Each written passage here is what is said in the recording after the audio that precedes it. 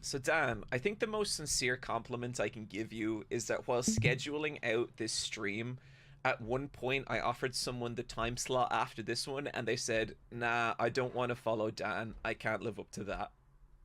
Oh, well, I don't know how to follow up that. That's a high pedestal to be put on. Yeah, I mean, with good cause, with good cause. How you been doing, Dan? How's life? I've been doing good. I have an absolutely amazingly unhinged beard um for a skit that's part of this next video that is I'm almost done shooting. Um so if anyone has any questions about what it's like to have just a massive mustache, I can answer all of those questions. Well, I mean, chat that you're not going to get a better invitation than that. Let's let loose with the facial hair discussion. Um, Well, I just sit here and get my daily microplastics. I feel like there's a lot going on in that waiting room that I am no longer subject to, and I'm getting very curious. There's just so much going on. How hard is it to drink? So it gets in everything. It's in your mouth constantly. It drinking isn't necessarily like hard, but you end up having to just you spend a lot of time like manually manipulating it out of your way. Um, Sorry, real quick. For Polo in the chat, what's up, buddy? You can send me a message on Discord. Sorry, Dan. You keep going. Yeah, things get in it all the time, and so like there was this really bad zone where it was like not quite long enough to like really comb out of the way or like wax out of the way without using like a lot of wax, which then just kind of felt gross. But when it's in that zone, so it turns out that the human body has like a natural sort of like trimmer for your mustache, which is called your teeth. It gets in your mouth and you're just constantly like chomping off the tips, so it never gets past that, like, so the stuff like right in the middle never gets past that awkward phase. It can't get long enough because you keep biting the tips Interesting. off. It's really annoying. Yeah. So Dan, It I've turns always out been it's kind of yeah. reluctant to grow a beard because I feel like I have a bad case of what I'm going to call serial killer face, and Right, sure. I think sometimes a beard makes that worse for me. Yeah, in growing this out, there was the like, so there was my normal beard, then it was a little bit longer, which was just like kind of fine. Then there was this phase where it was like kind of unkempt. Then once it was a little bit longer than that, it was like Santa Claus length. Right. And it actually looked really good. And then once it got longer than that, it just turned into, oh, now you're like a mountain hobo. Right, like with, you're doing the Ted Kaczynski thing, sitting in a shack writing angry letters to minor government officials and threatening crimes. So Dan, I may have just completely destroyed this run. Oh, sweet. Yeah, we appear to be trapped in a very difficult situation with an enemy that will nearly certainly bludgeon us to death. I'm gonna try and make it work. So one of the things, so I still haven't played any of these games. I've consumed them all just like vicariously via your streams and your Let's Plays, and Harry telling me about it. It's a game I've 100% watched and talked about and never actually played, and so it's a really disjointed way to take these in. Interesting. Okay. So I don't actually even know like what a run really entails in terms of like length. Yeah.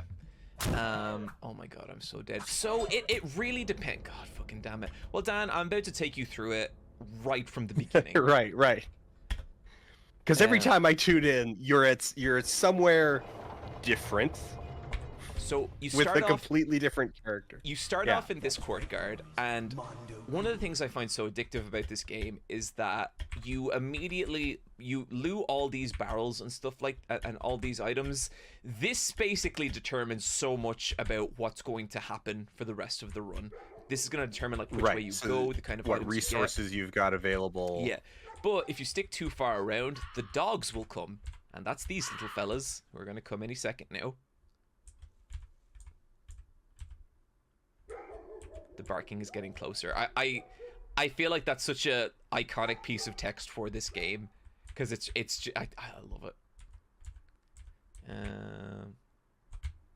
Okay, and they are here, and you can only escape them by entering this door. If you enter the other door, you will die. They will just maul you to death. And so from here, it becomes...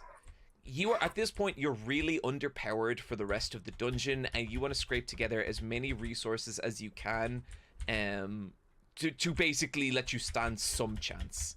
And that involves getting other party members. It involves knowing how the floors work and where you need to go to kind of give yourself the best shot. Because, like, I've said this multiple times on this stream, Fear and Hunger is basically a series of knowledge checks. It is basically, do you know what to do in this situation mixed together with RNG? You never really know 100% if you're going to be okay or not unless you reach, like, the insane levels of mastery of someone like a Frapolo. But that's what's kind of fun about it, because you always look at your run and you see, this is where that went wrong. I didn't disinfect this wound at this point, and it killed me right here. And there's a real... If you're okay with the feeling of constantly smashing your head against a door in the hopes of opening it, these games are for you. Yeah, I mean, I play a lot of... I do play a lot of roguelikes and whatnot. I guess one of the things that I've noticed in myself with them, though, so like I really, really like Darkest Dungeon, but it's one of the few games that I've ever like aggressively modded. Okay. I'm normally in like my stream chat sort of knows this is I'm really typically like a vanilla player. I like seeing designer intent and engaging with that, and so I rarely really like dip into mods all that often in any game. And I would actually Darkest Dungeon was so Darkest Dungeon was one of the few ones that I really got into because I started to realize that like there was a ton of things I loved about the game, and there was a bunch of just like quirks of the designer intent that I was just like we were not on the same page with, which was mainly that like you realize at a certain point that like the game you think you've been playing is not actually the game you've been playing. The game you've actually been playing is this like dozens of hours long resource management like grind fest. You know, that you're playing this like logistics simulator of like, okay, I've got this team that has these capabilities, and then I need my backups for that team, and then I've got my like team below that, and I'm gonna need like 5 teams in order to get through the Darkest Dungeon, just because of the way that you need to stage through the bosses. And each of those teams needs to be leveled up in kind of these like clusters from level 1 up to level 6, and you can't have your level 6s help your level 1s because they'll refuse to go into lower level dungeons. And you had like there was all of these like caveats and whatnot that just turned it into this really long grind fest that kind of you stop actually playing the dungeon part of it, and you're just playing this like this hidden spreadsheet. And I was like, I was just like, no.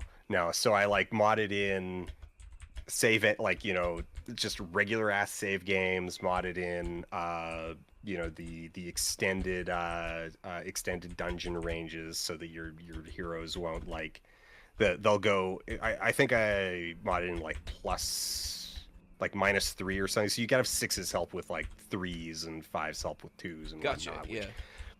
Given the scaling of the game is like still massively overpowered and all that. But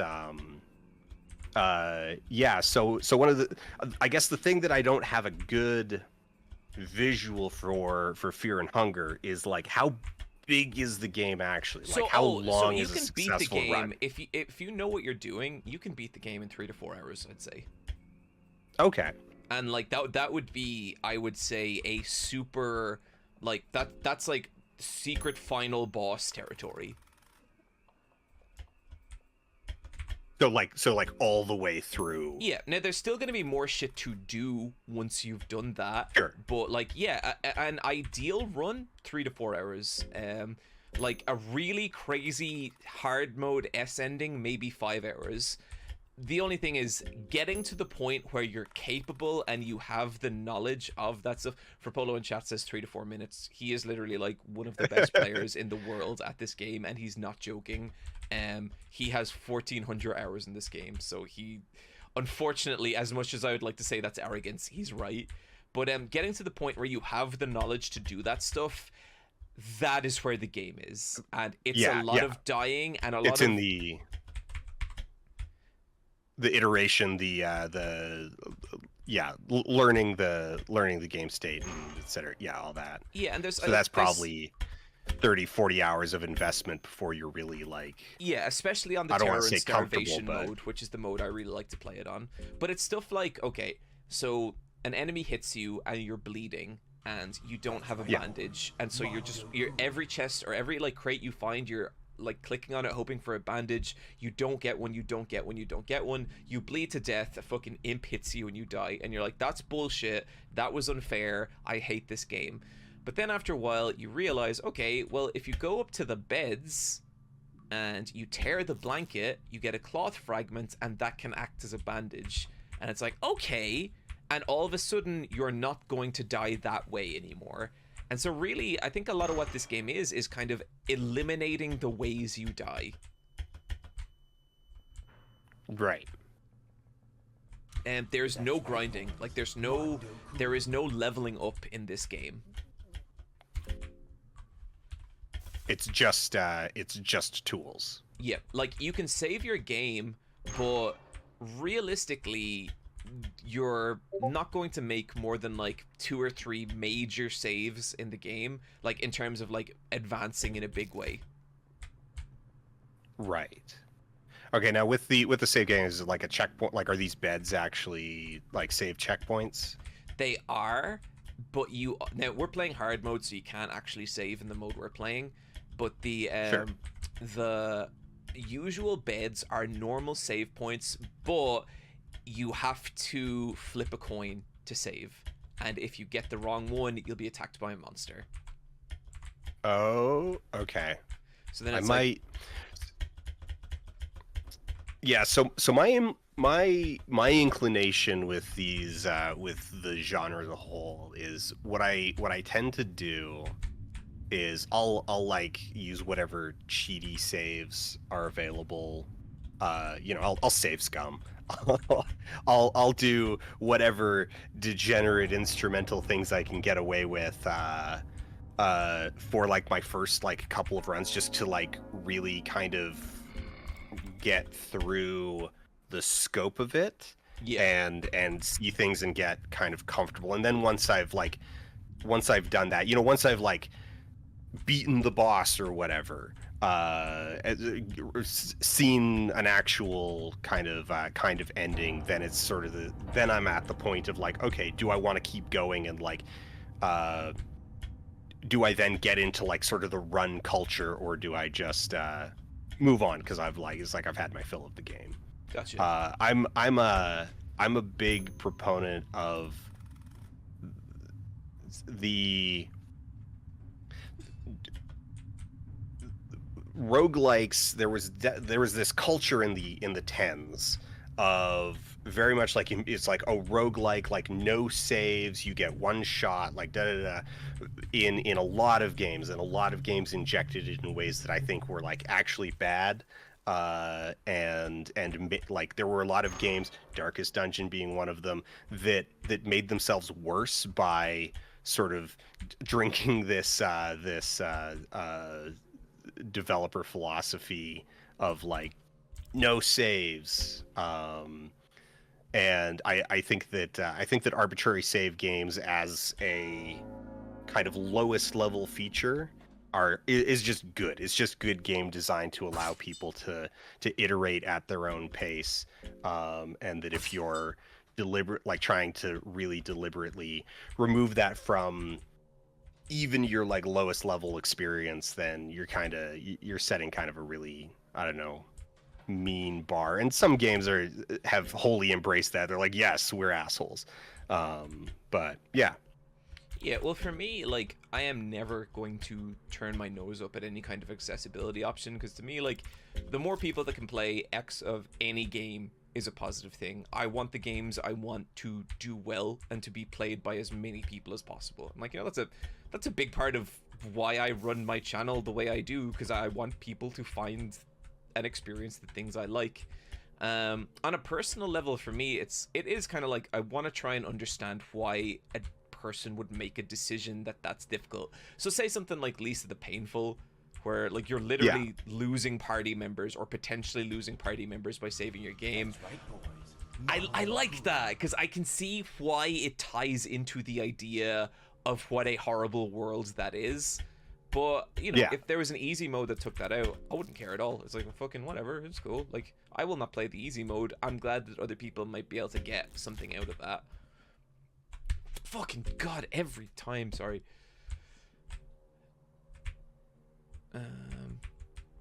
So yeah, like, I do hear you, and I really, Final Gamer or not, I really don't like the idea that games would lock a certain number of their audience out, because like there's people with families, there's people with really intense, you know, lives who have to do a lot of shit, who might not have a lot of time to play games. I don't want to see them punished because they don't have the time. You know what I mean? I always want to see them have the option to experience this thing. I've always been curious about Darkest Dungeon. God damn it, that's like the third one and the second one of them I lost. And I've heard multiple people talk about Darkest Dungeon, and I actually really always like the sound of it, but I don't play it because I feel like it's just going to swallow me. It can, no, it definitely definitely can. Especially because like its stock experience is actually like really long. You know, like you're including the sort of ramp up of like learning the game. Your first completion of the Darkest Dungeon is, I think, on average, people clock in about like 120 hours for first completion. Man, and I a lot have of people beaten one 100-hour game this year, and it was the Final Fantasy remake. I don't know that I got time for another. Yeah, and that's a game where, like, you know, that's a 100-hour game where you're just kind of moving linearly through it, right? You know, like you're doing tons of side stuff, you're doing like whatever, but you're always going forward. Whereas Darkest Dungeon, that 120 hours is, you know, it's multiple failed runs. It's runs that failed at like hour 60, hour 70. Oh my God, that is okay. That's that why is crazy. that's why I safe scum the game. Yeah. It's like, it's one thing to lose a game on, you know, minute 40, hour 2. It's another thing to lose a game on, like, and the thing with Darkest Dungeon is you would lose the game on hour 60 and realize that you had actually lost the game on hour 20 because of compounding decisions that you'd made. It just took an extra 40 hours to pay off. Okay. Yeah. Because, like, that happens in this game. Decisions you make in hour 1 can fuck you in hour 3. But, like, and that hurts. And I don't think I need anything to hurt more than that, you know? Yeah. It's awful. It is awful to realize that, like, you have lost because of decisions you made, like, weeks ago. Because it's like, oh, I don't need to invest in this thing, and then it turns out you did, because there's like a slowly accumulating like resource debt from you not doing that. Yeah. And I feel like the last yeah, time I Darkest played a game Dungeon with was something, full of tons of stuff like that. the last time I played a game with something like that was XCOM, where it's like I have not invested the right things, and now I can't pull in resources the way I needed, and it's 15 hours into this game. Right, yeah. I mean, even then in XCOM, like, for the most part, like, unless you're just kind of YOLOing into like the harder modes off the hop, the point where you realize you've got a deficit like that, you can usually then like pivot and do it. So like and it has obviously like some pretty forgiving, like easier modes available.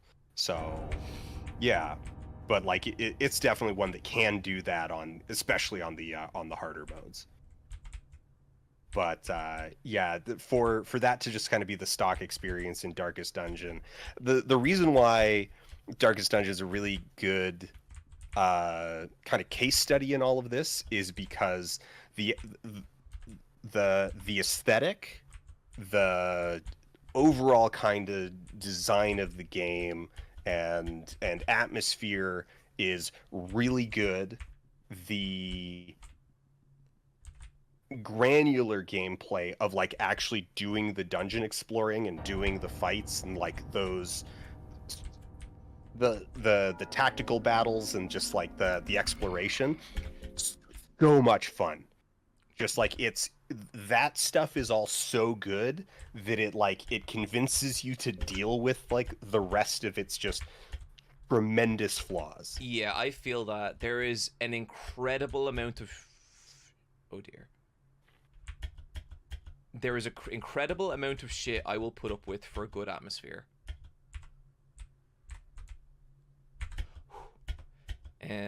There's also, and maybe somebody in chat's a real Darkest Dungeon head. I don't know what they call themselves, but they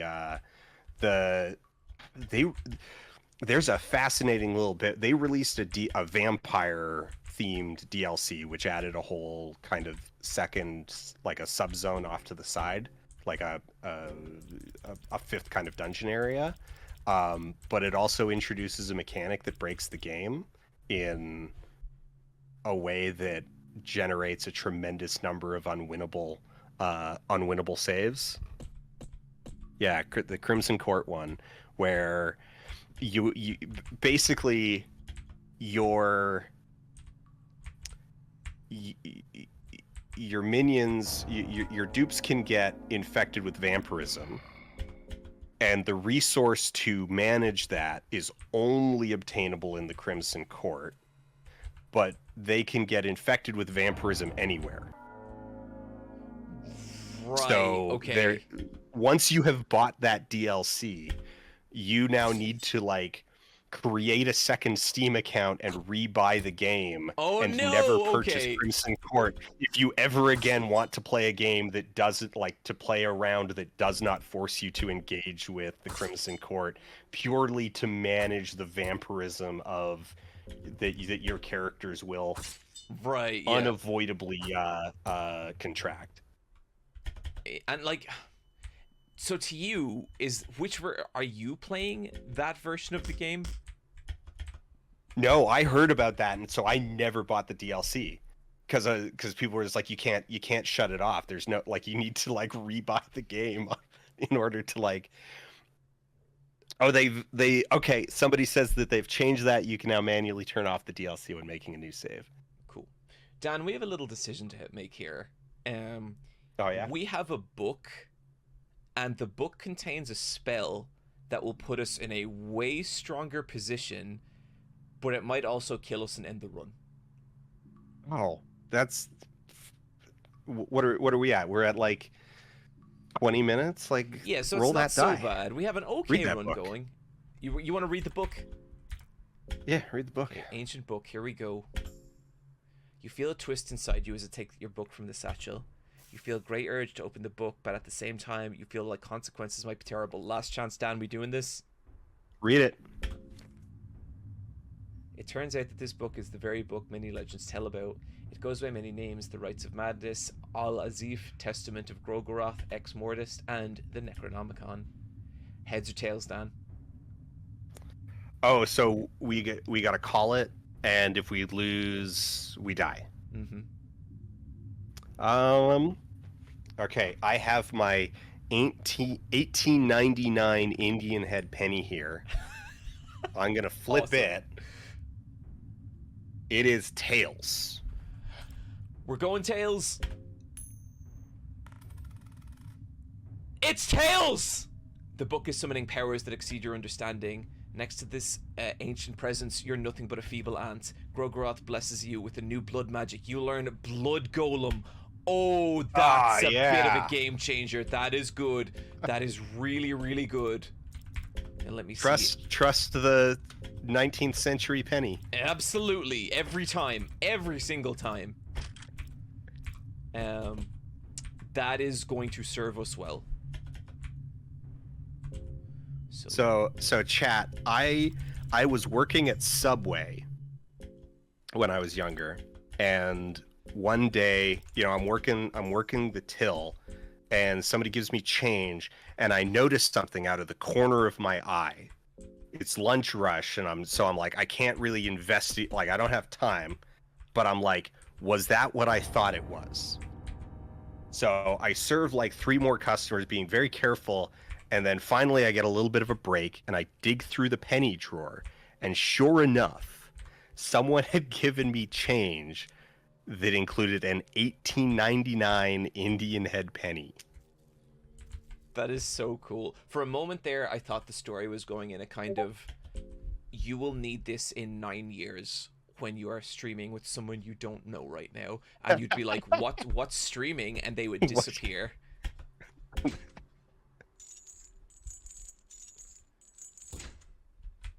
Now the thing is that like, well, you can't take the thing is that cash in the till is cash in the till. Like, it's all fungible, right? Mm-hmm. So I took a penny out of my own pocket, put it in the till. Well, I took a penny out of the leave a penny, take a penny. Right. I didn't even use my own penny. I took a penny from the take a penny and put that in the till, and took the Indian head penny.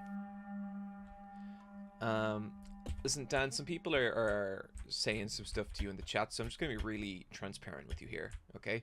I think honesty is a big part of streams. You have the power to make me delete this run whenever you want, okay? I didn't bring it up earlier because I didn't want to put that kind of pressure on you. I think that's unfair. I think it's rude. I think it's mildly right. abusive. So I could sit here and be like, I blessed you with the luck to give you Blood Golem. You are now overpowered. Start over. Yeah, just but to I be think cruel. Dan, like that. There's a that feels really petty, and like, yeah. I want to see this roll. I want to see you be overpowered. I believe in you, and I want to see you. Why would we get into hypotheticals like that? Like, and why would we get into hypotheticals like that? What would the point even be? Yeah. So yeah, people in the chat are mentioning that it's not important. It doesn't matter. Especially because, like, here's the thing: is that I'm harboring kind of this, like, I don't know. There's a good chance that, given the genre, that you summon your Blood Golem, and like 1 out of 10 times, it's actually just feral and eats you. That is not impossible. That could happen. So why would I need to end the run when I may have already given you the Sword of Damocles? Yep. Yeah. It's okay. Now I'm rethinking everything, but that's fine. It's okay. We're gonna be fine here. This fucking wizard has killed me twice already, but not this time. 619 damage. That's a lot. That was a critical hit. That was pretty good. Guys, thank you. We're nearly at $16,000 raised. Thank you so much, everyone. Really, as always, blown away by people's generosity. If you want to donate, you can hit !donate in the chat. And I believe we are $75 away from another spin of the punishment wheel. So if that's something people want Dan to experience, !donate in the chat. You can find the link to the World Central Kitchen just below, just in the About Super Eyepatch Wolf section on Twitch, or linked on Twitter. Dan, you haven't experienced the punishment wheel yet, have you? From the last one, yes. Okay. So you know exactly what way things are I going assume here. it's been repopulated, but yeah. So at this point, there are no passes left in the punishment wheel. It is only suffering, only misery. Ah. But let's just see if we get some more donations going here. But yeah. So I take it, Dan, you are into coins. Yes. Well, yeah. Yeah. How... I have a small curated collection of rare coins. Yeah. That is very cool. That is, I don't know. I think sometimes I hear about interests and I'm like, you know what? I don't know that I would ever be into this. I sure do like to hear people talk about it. How did coin collecting become a thing for you? Honestly, like, and when I say small curated collection, for me, it's not a thing I go out of my way to do. It's rare coins that I have happened to come across in my life. The coins come to you. Yeah, so it's a couple old silver coins, like quarters back when quarters still had silver in them. It's my rare penny. It's a couple international coins. Like currencies that no longer exist. Yeah. That's really awesome. But it's not a thing like. But I mean, we're talking like the big like camping sized matchboxes, not the tiny little ones, but like the slightly bigger ones. Like they all fit in a box that size. Like it's not a large collection. Gotcha. Okay. Oh, nice actually.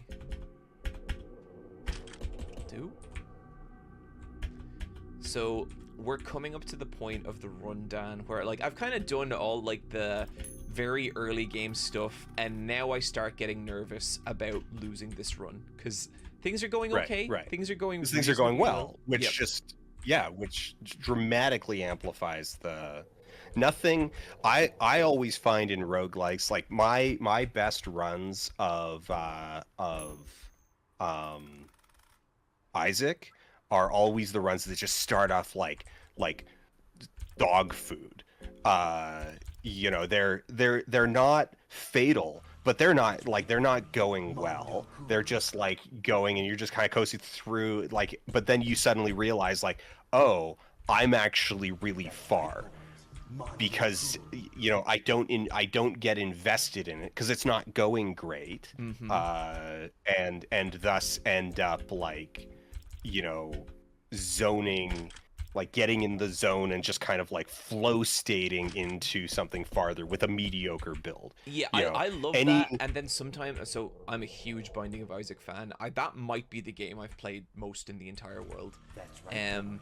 I love those runs, and then very occasionally you will lock into an upgrade path that like flips your build or just nudges it into being something really special. Guys, we just hit $16,000. Thank you so much to everyone who's donated. This does mean a spin of the punishment wheel. Dan, are you ready? I am ready. I have never been more ready for anything except going to bed. Oh man, I can't wait to go to bed tonight. Okay, let me just bring the chat in here. Hopefully nothing too painful here. I'm afraid. I don't like this. Yes. Okay, so let's see. We got 30 minutes. Guest chooses a pun. Throw away a weapon. Death vote. Automatic death. I get to choose death. Bite a crow. Cut off a limb. Can't flee from fights. Sacrifice a party member. Unfortunately, Zealotron, it's guest chooses punishment as opposed to pun. Pun would be less terrifying. I don't know. Like, can you imagine what some of these bozos would come up with? Okay. Okay, we're gonna spin in 3, 2.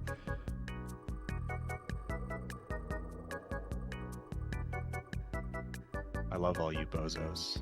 Oh no! Oh, no! That's not good. Oh, okay. So Well, that's especially bad because we're playing as Kahara, and one of his abilities is automatically flee any battle. That throws a spanner in things, but it's also not. It's not fatal. It's not fatal. It just the difficulty just ramped up a notch. To be really good about dodging and just don't get into fights that you might want to flee. I wish this entire village was not just about to attack us viciously. Oh. Okay, we just gotta. Any way to avoid that? I can try and it sounds duck like and a weave. skill issue. Okay, Yeah. that was good.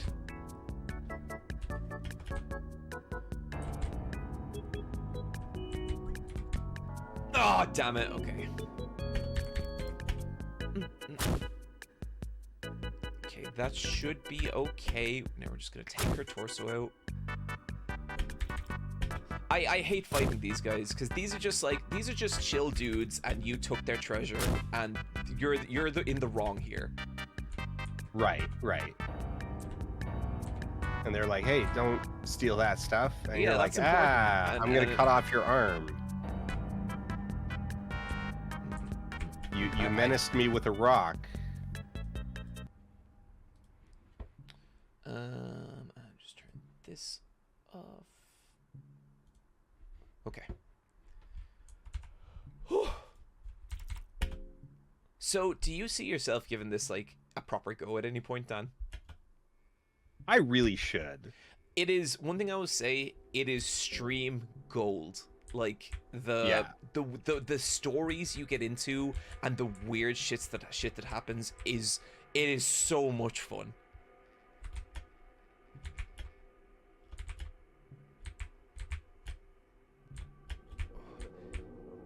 Like the amount of memes that it's not moldy. I think that's the first food item I've seen you pick up that isn't moldy. There's a lot of moldy food. Turns out most of it's fine. Turns out you can just eat it. Not in real life, just in this game. It's just theme. Okay, I've just realized something. If we touch one of these ghosts that's run over because we can't run, we have no weapons that can kill them. So, yeah, if these ghosts touch us, we're dead.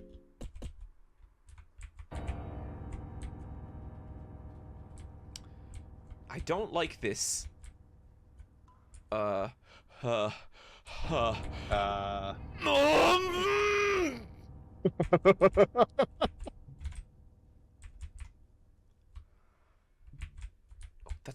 not what we want. That's not what we want. That's right, boys. Mondo cool. That Dan, I'm not feeling so good, buddy. That was a bit scary. Okay, I know that there's a ghost in the passageway ahead, but we're moving at double speed, so the only reason we have a chance of surviving this is because we might pass him out by the time he spawns. If I fuck this up and I take, I think, even one tile too many, it's run over. Here we go. Here we go. Oh, is that him? That might be him. That might be. Oh! Oh! Oh, yeah! Oh. Okay. Okay. I think my soul left my body. This is all looking good. This is looking good. We're starting to make some progress.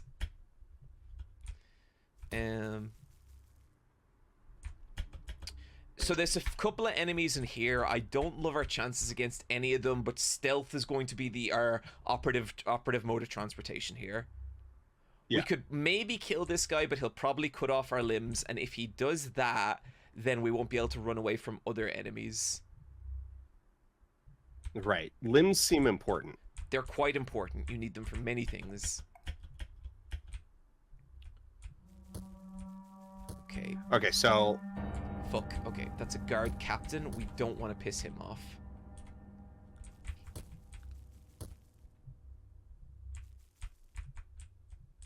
Shit. Okay, god damn it.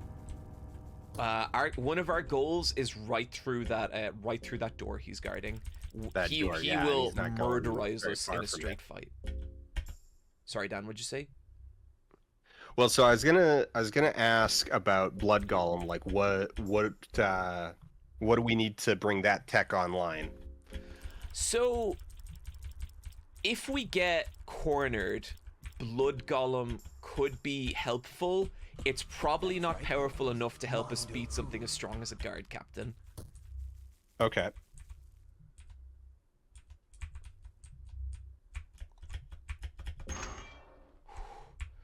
Okay.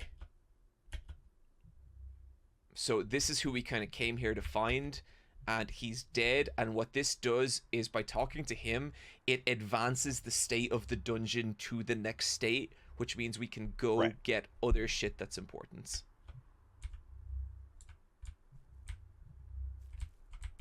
Fuck. Fuck, shit.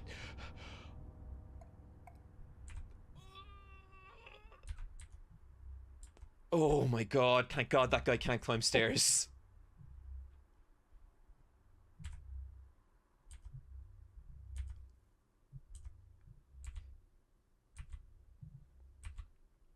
All right. So this cheeked up crawler here. What is it? So this thing is like, it's not the most powerful enemy, it's just it has big claws and it has two of them, so it will just start cutting your limbs off from like the first run. Right. Right. That guy there is the Crow Mauler. Are you familiar with him? No. Uh He's the guy in the middle of the wheel, right? No, he is basically a stalker enemy that just follows you throughout the game. He will kill us in this state. We do not stand any chance against him. Right. Right. We're just gonna sit on this chair just because it's nice. Have a good sit. Yeah. Yep. I'm really partial to games that let you just chill. I like that a lot. Yeah. I was playing the demo for Stellar Blade and I was like, oh, this is alright, like this is okay. And then it got to a bit where you can kind of just like sit and chill and like a record player pops out and plays your little record. And I was like, oh, okay. Nice. What are you playing at the moment, Dan? A lot of WoW. Oxygen not included. Baldur's Gate 3, chipping my way through that in a multiplayer game. I was in the third act of Baldur's Gate 3, and then I started a co-op game with a friend, and I enjoyed the co-op game so much that I have not gone back to that original run, and it kind of bums me out because I did like it, but I don't know. I thought there's just something so fun about that game in co-op. Yeah, I've been mainly playing the co-op. I have started the game over on single player. I think 10 times now. Like Wow. I'll get a character out to the beach, and like run around that initial area, and then it's just like, do I like my build? Is this a good build? Like, does this complement the party? And just like start over. Yeah, with my main character specifically, I never feel I'm nailing it with the builds. And then I see all these like custom builds online, and they're so crazy, and there's so much stuff you can do with them.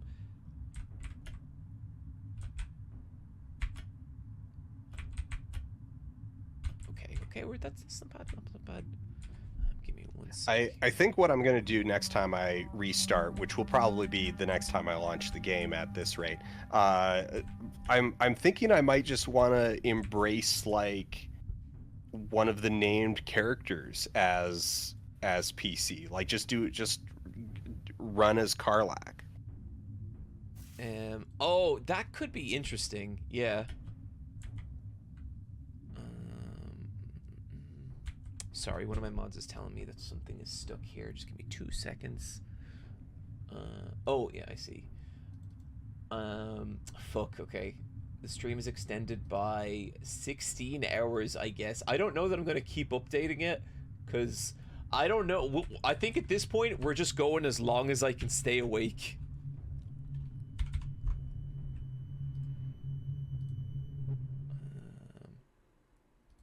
Have you done many like endurance stream kind of stuff, Dan? Yeah, I've done a few. I've never done a chat can extend the stream endurance stream. Yeah. Uh, but I did do a 32-hour COD stream Wow, that is where intense. I played through as many of the single player campaigns as I could tolerate, like in sequence. Okay, that's interesting because when you said that at first, I was thinking like a multiplayer thing, and I was like, my brain would be completely fried. Oh, just like just goob at the end, yeah. Yep. No, it's so in any COD marathon, um, your highlight is when you finally get to Black Ops 2 because it's the one that's actually fun. And your low light, which is in very close proximity if you're doing them chronological order, is Ghosts, which is one of the worst games ever sold to the public for money. I only ever hear people shit on ghosts. Oh, it is awful along every axis. It is both it's glitchy, its gunplay is like bad with like mediocre set like really bad feedback on the actual gunplay. You're fighting a lot of difficult to read hit scan enemies. The environments are often frustrating and glitchy. You'll get stuck in walls. There will be lots of things that look like like look like you can climb up it, but you can't. Lots of nonsense invisible walls. Just very clearly a thing made by an under-equipped team in crunch mode. And then on top of it, the story is just like morally repugnant. So Gotcha. yeah, Yeah, it's just that's kind every of part and axis. parcel of what I have heard about that game. It just seems like an absolute whiff in pretty much every possible direction.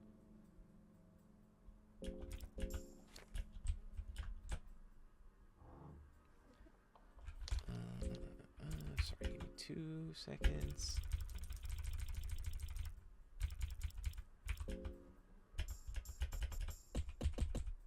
Um, I have never actually beaten a Call of Duty game. That's right, boys. Mondo cool. If there was one, which one do you think I should play? Is it Call of Duty 2? Black Ops 2? Black Ops 2 probably.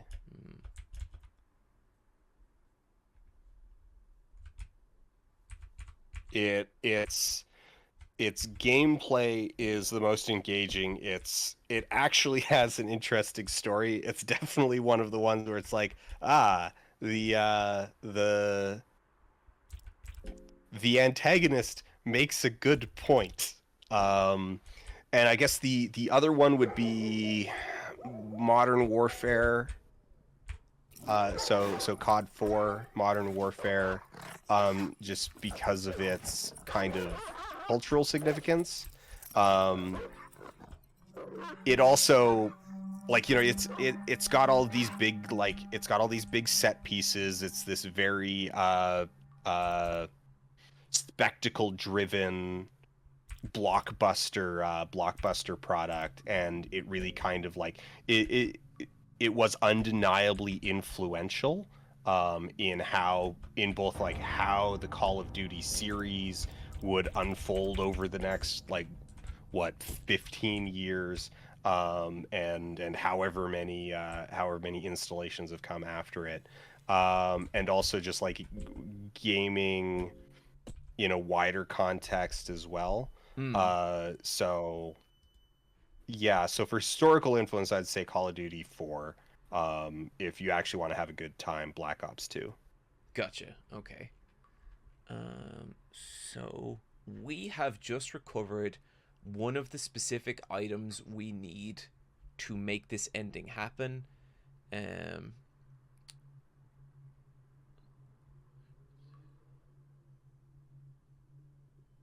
Okay. Cool. So this is we're actually this is the furthest we've gotten in a Kahara S mode run. And this is kind of exciting. Where things are starting to get a little tense, and I like that. I think that's fun. Right. Yeah. Yeah. Well, thank you, Penny. It's actually, yeah. It's clearly the penny. If that penny hadn't worked, this run is dead, and we have started again on another possibly doomed run. And there's certain members of the chat that are just desperate to see this all come crashing down, and those are very sick and sad people, and I feel bad for them.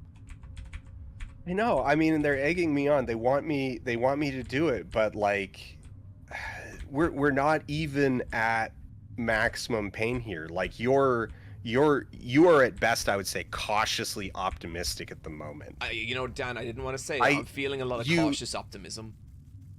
Yeah, like I have learned a lot from meme stocks about how, like, and crypto about how to rug pull someone at their absolute, like, peak moment of elation. Like, you can't just have cautious optimism. You need someone to think that they're about to win, and then. Well, Dan, that's all very ominous, and I'm not quite sure how it relates to this situation. But okay, yeah, sure, that all sounds great.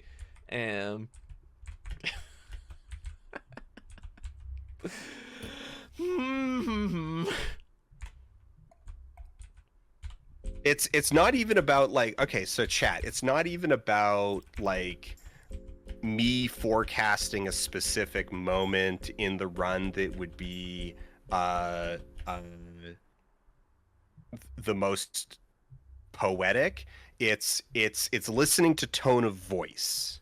It's waiting for John to, like, involuntarily make some kind of exclamation that indicates glee.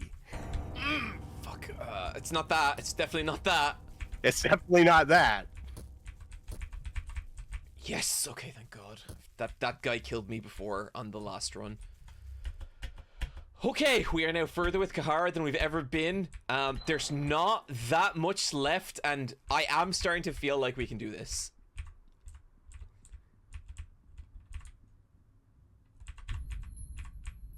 I just have to be careful not to fuck any of this up.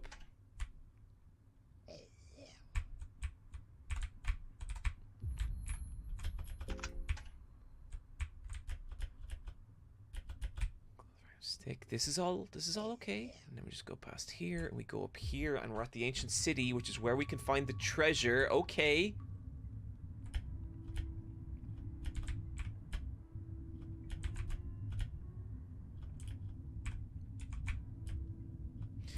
Dan, your silence feels ominous and frightening. Oh, I'm engaged. I'm interested in seeing what happens next. You got some arrows. You got a bone saw. Was that a purifying something? But there's just a slight undertone to your voice creeping in here, and I find my eyes darting to the timer, as in how much longer. I'm worried the dungeons are getting to you, Dan. I'm worried there's maybe some dark thoughts floating around that head, and I think it's absolutely for the good of all involved that you just ignore them. There's nothing to think about here. It's all fine. It doesn't matter. It's fine. We can just write write out this inspiring ancient cityscape. Yeah, we can write out this final 5 minutes with the peace and love that we have been enjoying this entire stream so far, right, yeah. buddy? Dan? That thing looks like it wants a hug. No, it doesn't. Dan, stop looking at the monsters. It's I don't like what this place is doing to you. We've got 4 minutes left, Dan. What's this ancient scroll do? Doesn't matter. Don't read that. Oh, nothing of interest. Doesn't matter. Doesn't matter. Yep. There's another huggy boy. The huggy boys are not. They're not what they appear. I bet. Oh, we got some great. We get some great boss reliefs there. Very nice. Very good. Yeah. Someone spent a lot of time working on those. Yeah, they really did. You know, ancient crypts. We just don't make them like they used to. You go in an ancient crypt now and it's all new. What an economic piece of comedy. Ancient crypts. Don't make them like we used to. That's pretty good. That's pretty good. Okay. Okay, we just have to get past this Huggy Boy, which they are now christened. Okay, now we gotta run up here and duck in here and let this horrible spider monstrosity pass.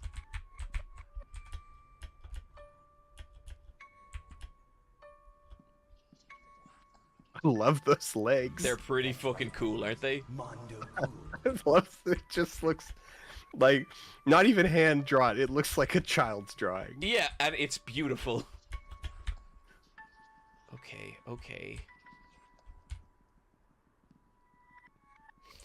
Now, I do believe... So I assume that these are all the spirits of the people who were like sacrificed to some dark being 10,000 years ago or something like that, right? I think these are literally just the echoes of people who used to live here. I don't think anything too bad actually happened them, but I could be wrong about that.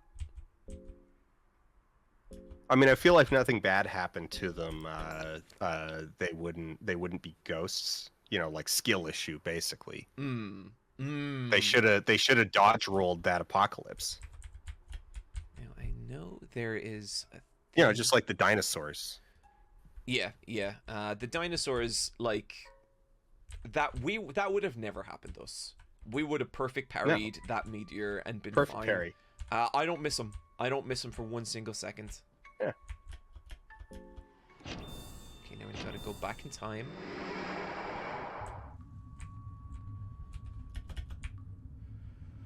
Okay, gotta go up here.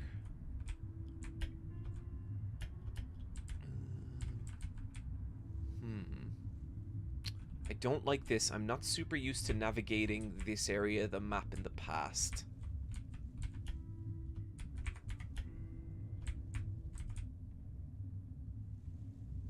Wait, is this the super past or is this the present? Oh, this is the present. This is actually the present. I always confuse it for the past, but no, you are correct.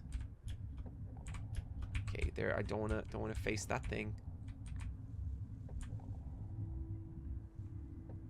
That definitely looks like the kind of thing that collects faces.